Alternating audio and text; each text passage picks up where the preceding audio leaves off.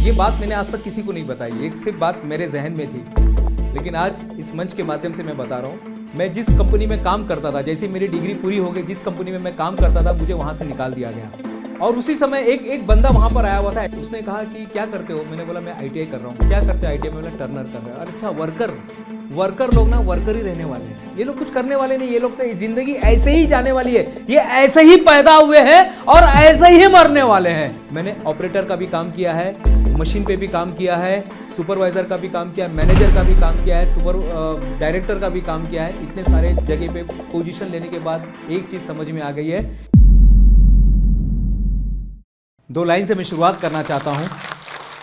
मंजिलें उन्हीं को मिलती है जिनको सपनों में जान होती है, मंजिलें उन्हीं को मिलती है जिनके सपनों में जान होती है। पंखों से कुछ नहीं होता, हौसलों से उड़ान होती है। आज इन्हीं हौसलों की कहानी लेकर मैं प्रोफेसर डॉक्टर दिनेश गुप्ता आपके सामने आया हूं और आज हम बात करने वाले हैं कि किस तरह से एक जो लड़का था, एक कल्याण में के मुंबई के पास एक कल्याण के एक छोटे से शहर से निकलकर अपनी एक उड़ान, एक हौसलों की उड़ान को वो उड़ता है। कहानी है मेरी। मुंबई के पास एक छोटा सा शहर है कल्याण। उसी कल्याण में मेरे पिताजी बहुत साल पहले वहाँ पर आ चुके थे और वहाँ पर आके उन्होंने एक छोटा सा बिज़नेस शुरू किया था। बिज़नेस था उनका कैंटीन चलाने का, चाय समोसा अलग अलग वो सामान, नाश्ते का सामान बेचा करते थे। वही बिज़नेस करते करते उन्होंने हम 2 भाइयों को और बहनों को उन्होंने पाला। जब हमारी गर्मियों की छुट्टियां होती थी, जब हम स्कूल में पढ़ा करते थे, जब गर्मियों की छुट्टी होती थी तो हम लोग को पिताजी कहीं ना कहीं स्किल सीखने के लिए भेज देते थे। कभी टेलरिंग सीखने भेजते थे, कभी सोनार के दुकान में भेजते थे, कभी हमें हार के दुकान पे सीखने के लिए भेजते थे। और इसी तरह से हमारा बचपन जाता था। कोई हमारे पास ये नहीं था, कोई लक्ष्य नहीं था, हम लक्ष्यहीन थे। लोग कहते थे हमारे यहाँ जब आते थे, बोले ये बच्चे लोग कुछ करने वाले नहीं है साहब, ये लोग कुछ करने वाले नहीं, ये लोग की जिंदगी ऐसे ही जाने वाली है, ये ऐसे ही पैदा हुए हैं और ऐसे ही मरने वाले हैं। हम बस ऐसे ही सोचते थे और हम हमारे सामने भी, और हमने भी उनको स्वीकार कर लिया था। हमने भी, हमारे परिवार ने वो सारी बातों को हमने स्वीकार कर लिया था। और किसी तरह से मेरा 10वीं पास हो गया। 10वीं पास होने के बाद जीवन पूरी तरह से बदल गया। 10वीं पास होने के बाद पिताजी ने बहुत जगह इंक्वायरी किया कि 10 बच्चे को क्या करना चाहिए, क्या पढ़ाना चाहिए। उनको नहीं पता था कि क्या करें। फिर उन्होंने जो हमारे कैंटीन में जो लोग आते थे चाय पीने के लिए, नाश्ता करने के लिए, उनको उन्होंने पूछा कि हमारा बच्चा 10वीं पास हो गया है, उनको क्या कराए। तो सभी ने उनको, देखिए हम सेम लोगों के पास जाते हैं। जब हमको राय लेनी है तो हम कोई बड़े लोगों के पास नहीं जाते, हम सेम लोगों के पास जाते हैं और हमको वो हमारे जैसे ही वो हमें सलाह देते हैं। और ये बहुत घातक भी हो जाता है कभी कभी, लेकिन कहते हैं ना कभी कभी गलत बस भी हमें सही रास्ते पर पहुंचा देता है। मैं ITI में चला गया था। ITI में जाने के बाद टर्नर फिटर मशीनिस्ट एक कोर्स होता है, जो टर्नर नाम का एक लेथ मशीन का कोर्स है, मैं वो कर रहा था। और उसी के साथ 11वीं 12वीं नाइट कॉलेज में कर रहा था। मैंने पिताजी को स्पेशल रिक्वेस्ट किया था कि पिताजी मुझे तो 11वीं 12वीं करना ही है। तो बोले ठीक है, आप 11वीं 12वीं अपने हिसाब से कर लो और तुमको ITI करना पड़ेगा। ITI करने का लक्ष्य बहुत सिंपल था।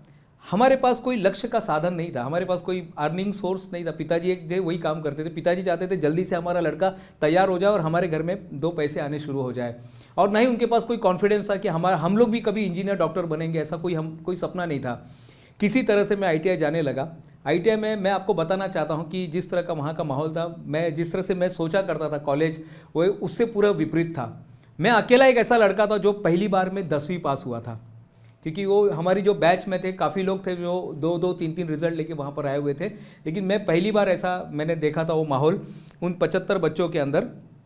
और किसी तरह से मैं अपना जीवन यापन करने लगा था। मन मार के मैं वो सीख रहा था, लेथ मशीन सीख रहा था। उसी समय एक सर हमारे यहाँ पर आए और उस सर ने हमारी ज़िंदगी बदली। लेकिन उसके पहले मैं एक घटना आपको बताना चाहता हूँ। उसके पहले भी एक घटना घटी थी। नया साल आने वाला था, 31 का वो दिसंबर 31 था। सभी बच्चे, क्योंकि मैं जिनके साथ हम रहते हैं ना, हम वैसे ही बन जाते हैं। जिस संगत में हम रहते हैं ना, वैसे ही बन जाते हैं। तो मैं उनके साथ रह के मैं भी वैसे ही बन रहा था। वो लोग वो कभी सीढ़ियों से ऊपर नहीं जाते थे, एक प्लेटफॉर्म से दूसरे प्लेटफॉर्म पे कभी सीढ़ियों से नहीं जाते थे, वो बीच में से ही वो टर्न मार के, वो शॉर्टकट मार के वो करते थे। तो मैंने भी एक बार ट्राई किया उनके साथ करने का और मैं भी जंप मार दिया और सामने से ट्रेन आने लगा। ट्रेन एकदम नज़दीक आ चुकी थी। अब मुझे लगा कि ज़िंदगी यहाँ पर ख़त्म हो गई है, ज़िंदगी ख़त्म हो चुकी थी मुझे लगा। पता नहीं फिर किसी ने मुझे वहाँ से उठा कर बाहर हमें प्लेटफॉर्म पर ले लिया। और फिर उस दिन ये बात मैंने आज तक किसी को नहीं बताई, एक सिर्फ बात मेरे जहन में थी लेकिन आज इस मंच के माध्यम से मैं बता रहा हूँ, और पूरी तरह से झकझोर दिया, इस बात ने मुझे झकझोर दिया कि मैं क्या कर रहा था, कौन से संगत में जा रहा था और क्या मैं कर रहा था। और उसके बाद से उसी के दूसरे हफ्ते के बाद एक सर हमारे बीच में आए, उन्होंने एक बात हमसे कही, हर कोई डॉक्टर इंजीनियर नहीं बन सकता है, स्कूल में पढ़ने वाला हर छात्र डॉक्टर इंजीनियर नहीं बन सकता है, लेकिन एक काम हर कोई कर सकता है, अपने अपने क्षेत्र का डॉक्टर इंजीनियर वो बन सकता है, अपने अपने क्षेत्र का डॉक्टर इंजीनियर वो बन सकता है। और इसी लाइन ने मुझे एक नया सवेरा दिया, एक नया आयाम दिया, मेरे अंदर एक उम्मीद का दिया जला दिया। जब मैं ITI में पढ़ाई कर रहा था, हमारे घर में एक मेहमान आए, उस मेहमान, उनका लड़का इंजीनियरिंग कर रहा था। उसने कहा कि क्या करते हो, मैंने बोला मैं ITI कर रहा हूँ। क्या करते हो ITI में? बोला टर्नर कर रहा है। और अच्छा, वर्कर लोग ना वर्कर ही रहने वाले हैं, आप ना वर्कर ही रहने वाले हैं, कभी आगे नहीं जाएंगे। फिर से एक तीसरा, कोई ना कोई हथौड़े से मारता जा रहा था हमें, हथौड़े पे हथौड़ा लगाते जा रहे थे। वो इंसिडेंट हो गया। फिर उसके बाद हमारे मोटिवेशन स्पीकर ने बात कही, और ये हमारे उसमें तो आग में घी डालने का काम किया कि वर्कर तो वर्कर रहने वाला है, मतलब बस अब कुछ करके दिखाने का समय आ गया है। मैंने इमीडिएटली उसी समय घर से मैं निकला, घर से निकलना शुरू किया। मैं लोगों को पूछता था, इंजीनियर आप कैसे बने? तो लोग बोलते हमने 10वीं किया, 12वीं किया, हम इंजीनियर बन गए। आप इंजीनियर कैसे बने? 10वीं के बाद हमने डिप्लोमा किया। मैं हर एक को पूछा करता था। लेकिन तब जाके देखिए, जब आप खोज की शुरुआत करते ना, तो आपको उत्तर मिलता है। जब आपके सामने सही सवाल होते हैं तो सही जवाब आपको मिलता है, और मुझे सही जवाब मिलना शुरू हो गया। फिर मैं एक पर्सन को मिला जिसने ITI के बाद डिप्लोमा में एडमिशन लिया था। उसका डिप्लोमा कभी कंप्लीट नहीं हुआ, लेकिन उसको वो अनुभव था। मैं उसके घर पे जाने लगा, उसको मिला, मैं अपॉइंटमेंट लिया, और उसने मुझे सारी बातें बताई, और मैं फर्स्ट ईयर में जाके एडमिशन मैंने ले लिया। ये एडमिशन भी लेना इतना आसान नहीं था। मेरे घर से ये 2 घंटे की दूरी पर था। हम कल्याण में रहते थे। हमारा डिप्लोमा का जो कॉलेज था वो भाईखला में था।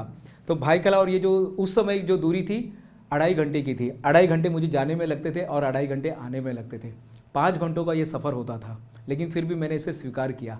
एक चीज़ समझ में आ गई थी, आप जो करना चाहते हैं ना, अगर आपने सोच लिया ना तो आप कर सकते हैं। अगर आपने नहीं सोचा तो नहीं कर सकते हैं, लेकिन आपने सोच लिया और उस पर आपने एक्शन लिया तो आप कर सकते हैं। और मेरे साथ ऐसे ही हुआ। मैंने शुरुआत कर दिया। मुझे पता नहीं था ये रास्ता कैसे होंगे, मुझे अंग्रेजी आती है नहीं आती, कुछ पता नहीं था, मैं कहाँ पर जाऊँगा कुछ पता नहीं था, लेकिन हमने शुरुआत कर दिया था। ITI से मैं डिप्लोमा में एडमिशन ले लिया। डिप्लोमा मेरा शुरू हो गया। मैं बताना चाहता हूँ मित्रों, मैं कोई होनहार स्टूडेंट नहीं था। फर्स्ट ईयर में मेरे पास 9 KT थे। मैं 9 सब्जेक्ट का बोझ लेकर चल रहा था। और उसी समय एक बात हुई, मैं एक पाटिल सर को मिला।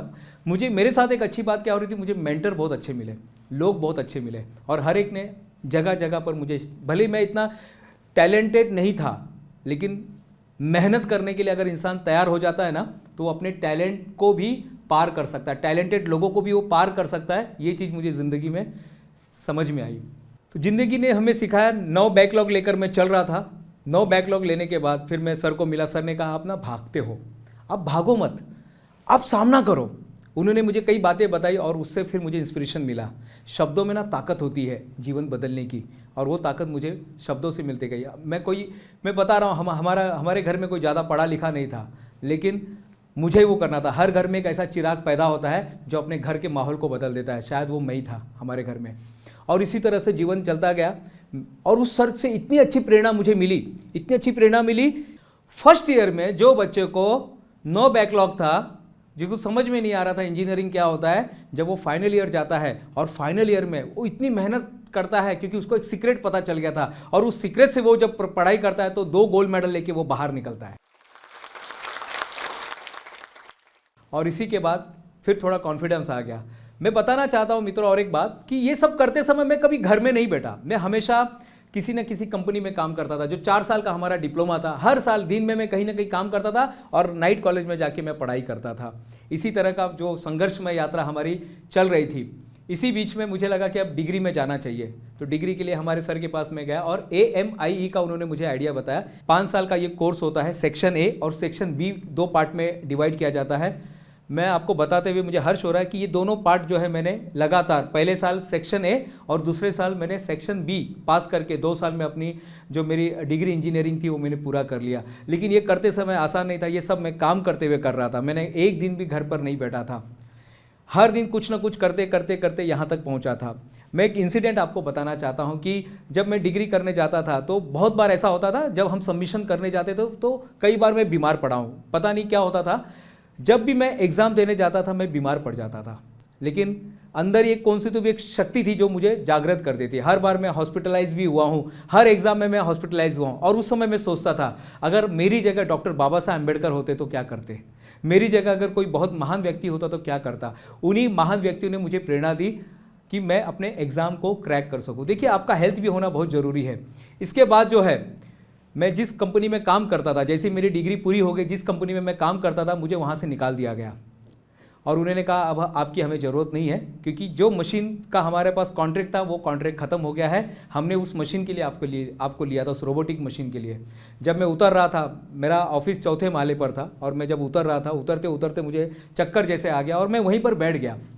मैं सोच रहा था कि अब मैं क्या करूँगा, इतनी बड़ी ज़िंदगी कैसे होगा। उस समय मेरी शादी हो चुकी थी और मेरी मिसेज एक्सपेक्टेड थी कि क्या होगा, आगे क्या करेंगे, कुछ समझ में नहीं आ रहा था लाइफ कैसे गुजरेगी। लेकिन फिर इमीडिएटली कहीं से जो हमारे क्लाइंट थे मैं उनके पास गया और मैं उनके पास नौकरी मांगने लगा। तो उन्होंने नौकरी तो मुझे रख लिया, लेकिन उन्होंने मेरी तनख्वाह को आधा कर दिया। मैं आधा तनख्वाह में काम करने लगा। मुंबई के पास पवई नाम का एक जगह है जहाँ पर मैं वो नौकरी करने जाता था। वहाँ पे मुझे वो कोई भी शिफ्ट में रखते थे, सेकेंड शिफ्ट हो गया, फर्स्ट शिफ्ट हो गया, लेकिन मैं जाया करता था और हंसी खुशी में काम करता था। सिर्फ एक चीज़ वहाँ पर बहुत बड़ी हुई जिसने मेरे जीवन को एक नया टर्निंग पॉइंट दिया। जब मैं वहाँ से स्टेशन से जब मैं पवई जाया करता था तो बीच में IIT मुंबई आता था। मैं IIT मुंबई को रोज़ देखा करता था। कुछ पता नहीं क्या होगा, लेकिन मैं रोज़ देखा करता था। जाते समय भी देखा करता था और आते समय जानबूझ के उस खिड़की की तरफ बैठा करता था कि मुझे बस IIT का वो गेट मुझे देखने को मिले। 1 साल तक लगातार मैं आते जाते उसे देख रहा था। पहले साल मैंने ट्राई किया तो नहीं लगा नंबर, दूसरे साल फिर से मैंने ट्राई किया। पेपर में उनका इश्तिहार आया था, मैंने अप्लाई किया और मैं कंपनी में मैंने बताया कि मुझे आगे का पढ़ाई करना है, प्लीज़ सपोर्ट कीजिएगा। उस समय मेरी कंपनी चेंज हो गई थी, मैं दूसरे कंपनी में चला गया था और कंपनी वालों ने भी मुझे सपोर्ट किया। कहते हैं ना, किसी चीज़ को अगर दिल से चाहो, मन से चाहो, विश्वास से चाहो तो पूरी कायनात उसे आपसे मिलाने में जुट जाती है। और मेरे साथ भी ऐसा ही हुआ। जो कंपनी के मैनेजर थे उन्होंने मुझे सपोर्ट किया और IIT में मेरा एडमिशन हो गया। Post graduation diploma in embedded system, 1 साल का ये जो कोर्स होता है, वहाँ पर मेरा एडमिशन हुआ नॉन क्रेडिट मोड पर और मैंने वो 1 साल पूरा करके मैं IIT से वो एग्ज़ाम जो है मैंने वो क्रैक कर दिया था। इसी तरह से कहानी आगे बढ़ती गई। मित्रों, मैं आपको बताना चाहता हूँ, ज़िंदगी में बस आपको सोचना है कि आप क्या करना चाहते हो। आपका माइंडसेट होना चाहिए। हर बार मेरी तरह आप इतना घूम घूम के नहीं कर सकते। ज़िंदगी इतनी बड़ी नहीं है कि हम घूमते रहें। कहीं ना कहीं आपको आज माइंडसेट करना पड़ेगा। इस कहानी से मैं आपको बताना चाहता हूँ, माइंडसेट कर लीजिएगा। दूसरा, एक्शन लीजिएगा। जब तक हम जीवन में एक्शन नहीं लेंगे हमारे जीवन में कोई बदलाव नहीं आने वाला है। और तीसरा सबसे इंपॉर्टेंट है, जब तक आप ये चीज़ नहीं करोगे जीवन में कोई बदलाव नहीं आने वाला है, वो है ग्रैटिट्यूड। ग्रैटिट्यूड में रहिए। जो आपको मिला है, बहुत कुछ मिला है। आपके पिताजी जो काम करते हैं, आपके घर वाले जो काम करते हैं, जिसे आपकी ज़िंदगी, उसको लिए धन्यवाद दीजिएगा। जाते जाते मैं यही 4 लाइन कहना चाहता हूँ कि झुक झुक कर खड़ा हुआ हूँ मैं, अब झुकने का खौफ नहीं। झुक झुक कर खड़ा हुआ हूं मैं, अब झुकने का खौफ नहीं। अपने हाथों रचा स्वयं, तुमसे मिटने का खौफ नहीं। तुम हालातों की भट्टी में जब जब मुझको झोंकोगे, तुम हालातों की भट्टी में जब जब मुझको झोंकोगे, तब तब कर हीरा बनूंगा मैं। तुम मुझको कब तक रोकोगे, तुम मुझको कब तक रोकोगे। कल्याण जैसे छोटे से शहर में, छोटे से कस्बे में रहने वाला लड़का, जिसके पिताजी ठेले पर वड़ा पाव बेचा करते थे, चाय बेचा करते थे, उन्हीं का लड़का ITI से IIT और IIT के बाद 15 अलग अलग देशों में उसने काम किया। कई देशों में मैंने अलग अलग इंजीनियरिंग की सेवाएं दी, इनोवेशन पर हमने काम किया, हमने किताबें लिखी, मैंने ऑपरेटर का भी काम किया है, मशीन पे भी काम किया है, सुपरवाइज़र का भी काम किया है, मैनेजर का भी काम किया है, डायरेक्टर का भी काम किया है। इतने सारे जगह पे पोजीशन लेने के बाद एक चीज़ समझ में आ गई है कि अगर आपने आज अपना माइंडसेट कर लिया, आपके पिताजी क्या करते हैं, आप कहाँ से आ रहे हैं वो महत्वपूर्ण नहीं है, कहाँ जा रहे हो वो महत्वपूर्ण है। आज आपको अपना माइंडसेट करना पड़ेगा। मैं यही बात कहना चाहता हूँ कि अगर मैं कर सकता हूँ तो आप क्यों नहीं।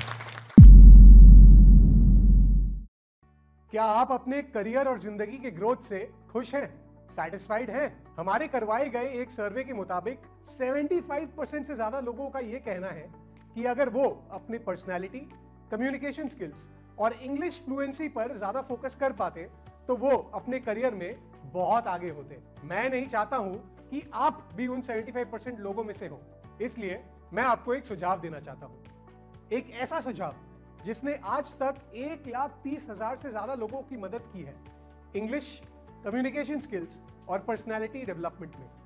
जी हाँ, मैं बात कर रहा हूं इंडिया के top English and personality development app की, जिसका नाम है जोश स्किल्स। नाम तो सुना ही होगा। ये ऐप आपको कैसे हेल्प करेगा? जोश स्किल्स का हर एक कोर्स डिजाइन है आपको जिंदगी में आगे बढ़ाने के लिए। चलिए स्पोकन इंग्लिश की ही बात कर लेते हैं। रोजाना इस कोर्स में आपको मिलेंगे video lessons, quizzes, practices and face to face दूसरे स्टूडेंट्स के साथ बात करने का मौका।